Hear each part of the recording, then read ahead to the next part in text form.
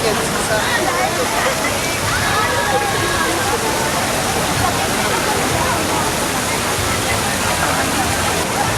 sa pagpangangga sa mga terorista o bunkers ng dakbayan, wala yun na mungan ang mga Daguwenyo na musalmot o pakisadya sa tinuig nga kadayawan.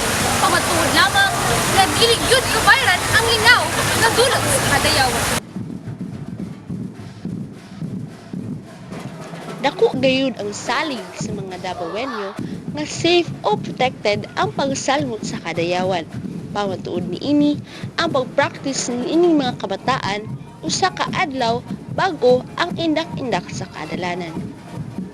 Nangutana kita sa mga performers o mga mananaway kung unsa ang ilang gibati sa indak-indak ug mao kini ang ilang pamahayag. Ayaw sa kadayawan kay na 4th place mi karon niya first time pa namo naka 4th place sa kadayawan niya ingaw pa jud kayo nag street dancing